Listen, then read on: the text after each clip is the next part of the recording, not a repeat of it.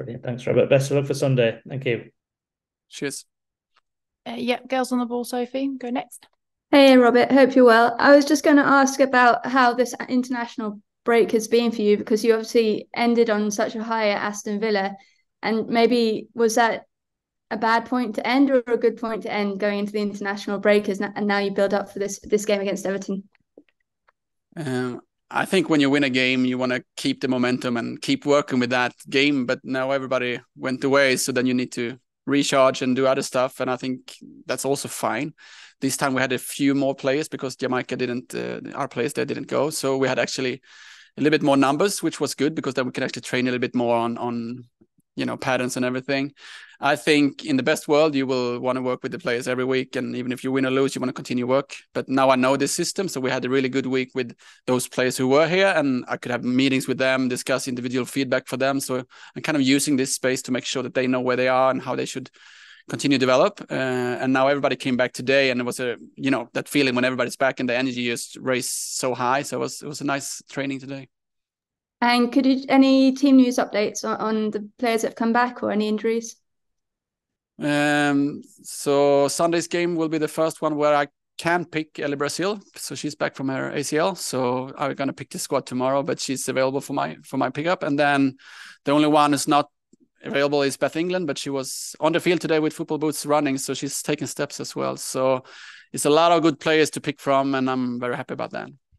That's great news about Ellie because I know she's been out for an awfully long time. So how has she impressed you, or what has she shown you in her return to full fitness? I mean, I heard the story last year, just like in the beginning of the season, getting that injury and being away from football so long.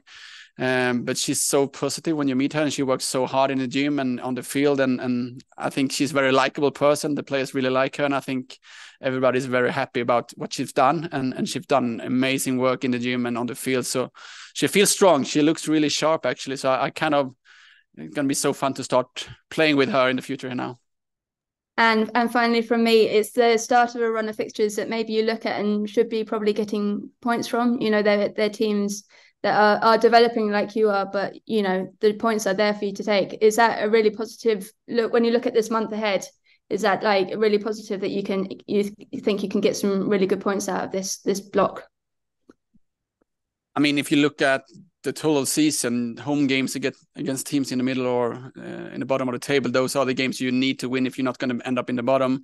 But for me, we can win against the top teams, we can win against the bottom teams, we can lose against the top teams, we can lose against the bottom teams. So for me, it's more like how can we play the style and become better in these games? Yes, there's more like expectations that we could win these games and perhaps we should win these games. So hopefully we do that. But it's also a good way for us to play in front of our fans and show them where are we. We have improved every game, I would say. And can we take the next step now and actually improve and play really good football these games? I hope so. I think so. But you never know in football, so we have to wait and see. Brilliant. Thank you. Good luck on Sunday. Cheers. Chris Buck from Cheekix. Thanks.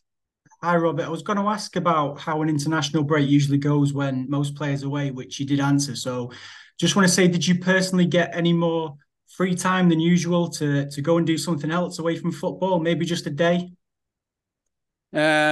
I'm trying to reduce the days when we are a smaller group, so they get a little bit shorter days here to make sure we are sharp, and then I get some more time with my family, basically. So I'm trying to be with my kids as much as I can and explore England. Right now, the weather is not the best, but I think I have a lot of much to explore and meet people here. So I'm trying to go around London City and get the whole picture of that city. It's a big city, so it takes time. And obviously, Martha Thomas has been outstanding so far. Many people have mentioned that recently. Do you see a possible situation where Beth England is fully back to game fitness and they could play together? Because the assumption would be that you could only play one at a time. Is it something you've been thinking about? Is it a nice problem to think about?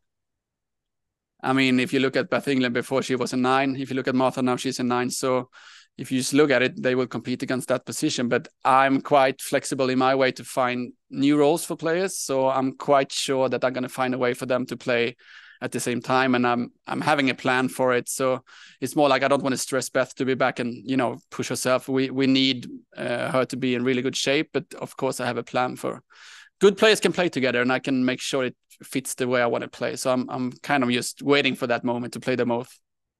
Just the last one, Robert, you did touch on it in your earlier answer, but just life in England really now. Are you getting a lot more used to everyday life here, maybe a lot more than when you first arrived? Is the communication easier?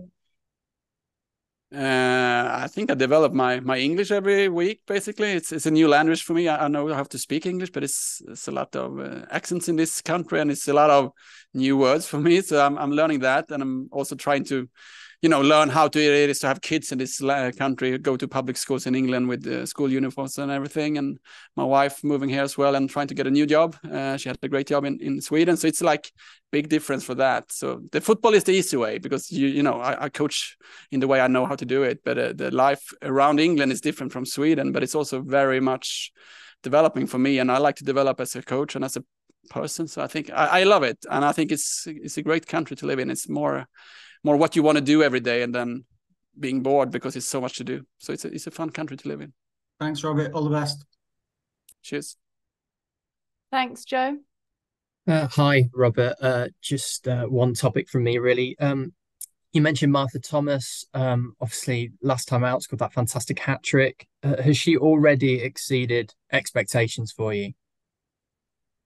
Absolutely. I mean, I couldn't believe that she was supposed to score those goals so early in the season. I was just expecting a great player coming and, fight for us and try to develop us. But the way she scores, the way she press and defend for us is amazing.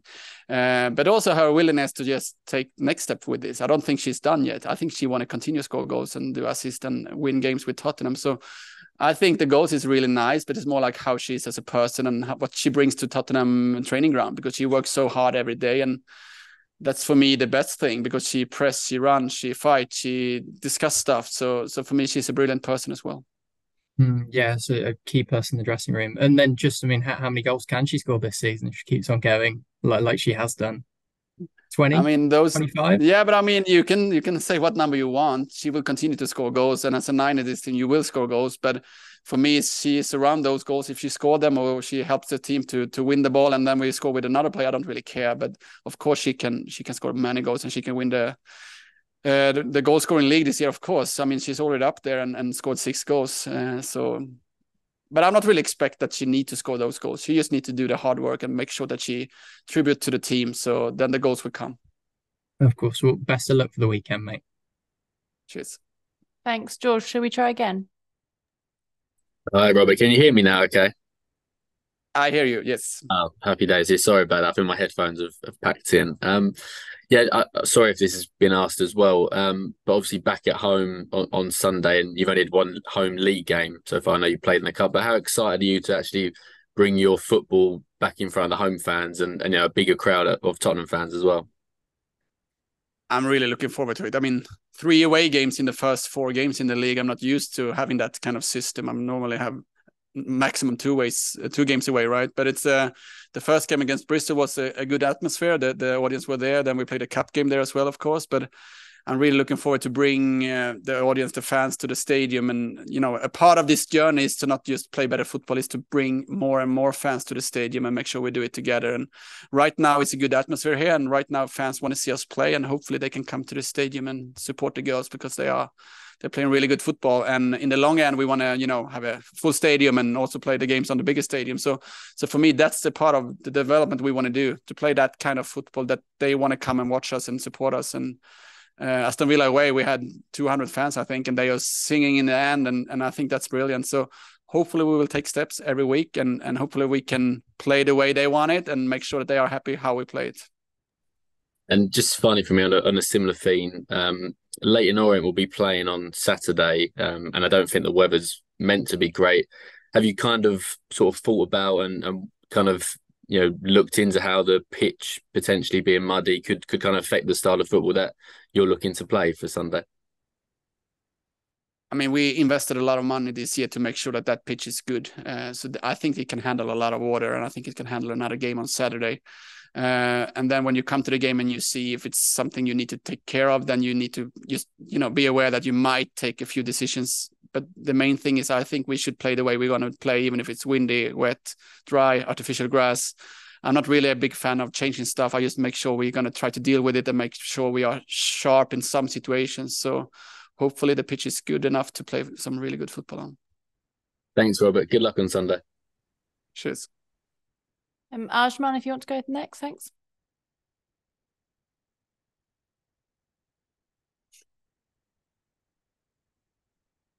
Let's try Reese.